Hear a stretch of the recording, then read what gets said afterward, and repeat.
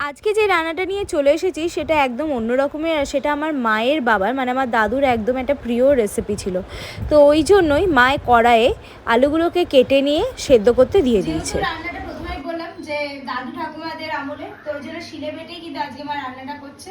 কি নিয়েছো মা? এখানে জিরে বড় চামচের 2 চামচ আর আদা, এটাকে আর মাপ ভালোভাবে হাফ ইঞ্চি করে পেস্ট করে দিচ্ছি, বেটে নেবো সেগুলো। কিছুক্ষণের মধ্যেই জলটা ফুটতে শুরু করলো। আলুটা দেখে নিচ্ছে মা যে সেদ্ধ হয়েছে কিনা। আলু কিন্তু একদম সেদ্ধ হয়ে গেছে।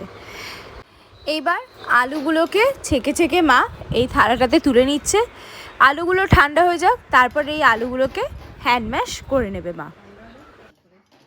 এইবার শুকনো কড়াইয়ে মা দিয়ে দিল 2 চামচের মতো গোটা ধনে, আর দিয়ে দিচ্ছে গোটা জিরে 1 চামচ। এইবার দিয়ে দিল 2টো শুকনো লঙ্কা আর 1 চামচ পরিমাণ মৌরি।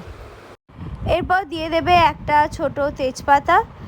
এই পুরোটাকে মা খুন্তি দিয়ে ভালোভাবে নেড়ে নিচ্ছে। নেড়ে নিয়ে এটা এবার ঠান্ডা করে তারপর ড্রাই রোস্ট করবে।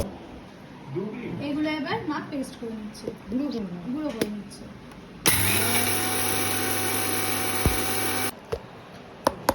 পুরো গুঁড়ো হয়ে গেছে। এইবার কড়াইয়ে মা দিয়ে দিল সাদা তেল, ওই 2 চামচের মতো। তারপর বেশ কিছুটা বাদাম, এটাকে ভেজে মা তুলে নেবে। ওই তেলেই আদা পেস্ট করেছিল,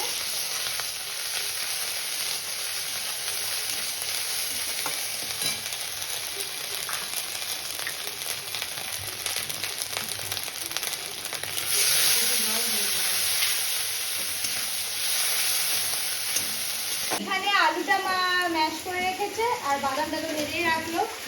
হ্যান্ড ম্যাশ করা আলুটার মধ্যে মা দিয়ে দিল হলুদ গুঁড়ো 1/2 চামচ। এই ম্যাশ করা আলুটাই মা ওই মশলাটার মধ্যে দিয়ে দিল। আমি পেঁয়াজ রসুন দিচ্ছি না। একদম নিরামিষ একটা রান্না। যে রান্না বান্না কিছু করতে ইচ্ছে করে না, এভাবেই রান্না করে নিলেই চলে যায়। স্বাদ মতো নিন।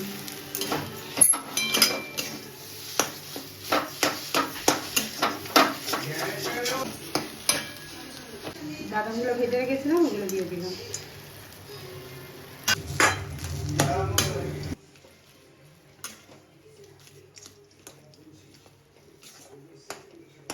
এবার যে মশলাটা মা গুঁড়ো করে রেখেছিল সেই মশলা, এটাই হলো এর মেন মশলা। আমি 1 চিমটি চিনি দিলাম। এবার আমি গ্যাসটা বন্ধ করে দিচ্ছি। তাহলে পুরটা রেডি হয়েছে। এরপর দেখাচ্ছি এটা অ্যাকচুয়ালি কি হতে চলেছে।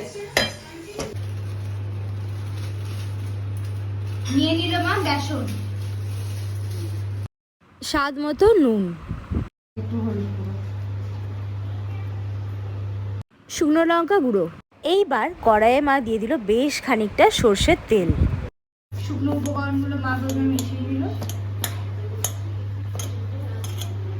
একটু একটু জল দিয়ে ব্যাটারের মতো করে দিচ্ছে, তাই তো?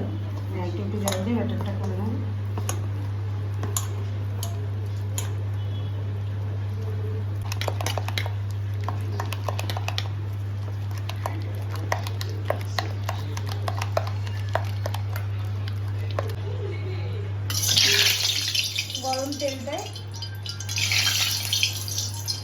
গরম তেল মা এখানে দিয়ে দিল।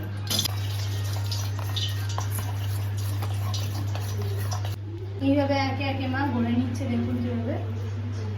ঘরে খাবো তো, তাই আলুর পুরটা একটু বেশি দিচ্ছি। আমি এখনো কিন্তু বলিনি আজকে কি হতে চলেছে, মানে এইটার পরে যে দেখে বুঝতেই পারছে, বলবার দরকার পড়ে না। এরপর যেটা করব সেটাই দেখা।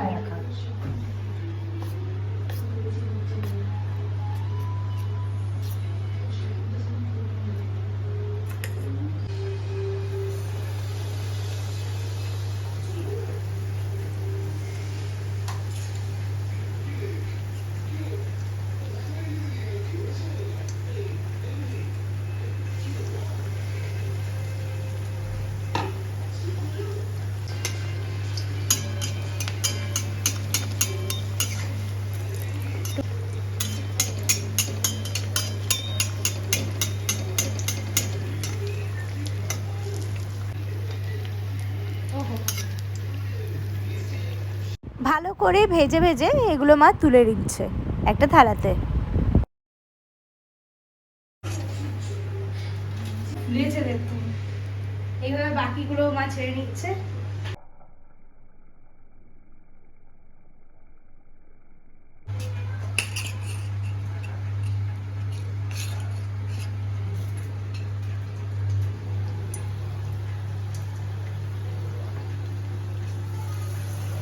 এইভাবে সব চপগুলো মা ভেজে ভেজে তুলে নিই, তারপর দেখাচ্ছি কি হচ্ছে।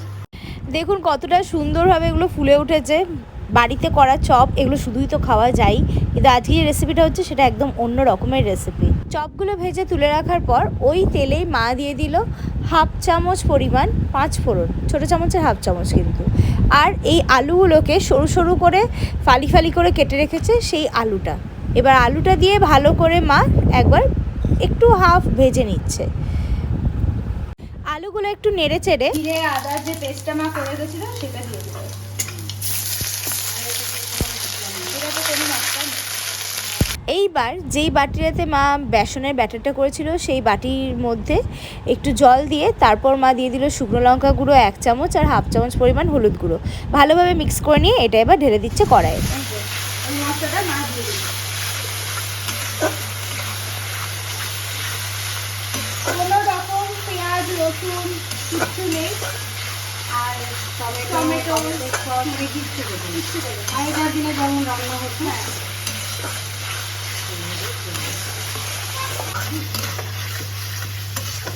মোটামুটি 5-10 মিনিটের মতো কষতে হবে। একটুখানি দিয়ে দিল মা স্বাদ মতো নুন।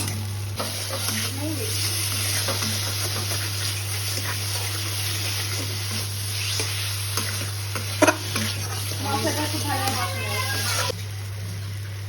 মশলাটা মা ভালোভাবে কষিয়ে নিয়েছে, তেল ছেড়ে দিয়েছে, এবার দিয়ে দিচ্ছে জল।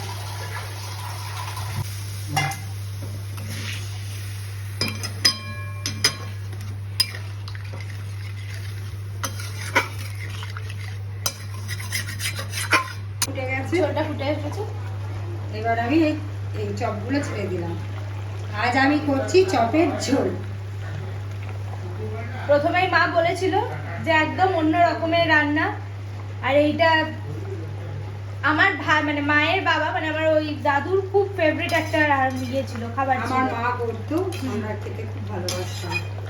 যেদিন রান্না করতে কিছু ইচ্ছে করার পর মানে করবে না, এইভাবে রান্না করলে ভাত ঠিক খাওয়া যাবে। যেটা একদম নিরামিষ।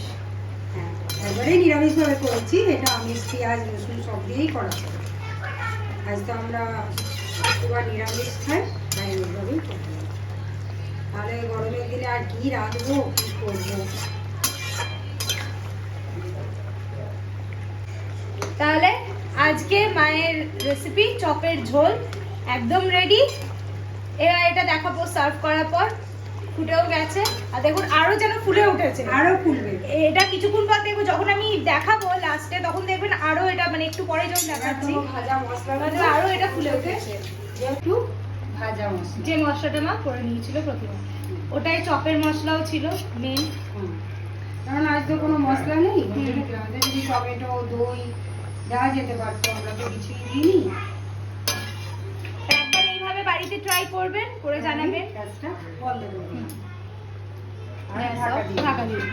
কিছুক্ষণ পর দেখাচ্ছি আজকে রান্না। ফাইনাল লুকটা দেখাচ্ছি। হ্যাঁ, আজকে রান্না চপের ঝোল। মা কিন্তু এটা প্লেটে সার্ভ করে দিয়েছে। এটা বাড়িতে একবার অ্যাটলিস্ট ট্রাই করে দেখবেন, আশা করছি আপনাদেরও ভালো লাগবে। রান্নাটা ভালো লাগলে লাইক কমেন্ট শেয়ার অবশ্যই করবেন, আর আমাদের চ্যানেলটাকে সাবস্ক্রাইব করে দেবেন। সবাই ভালো থাকবেন।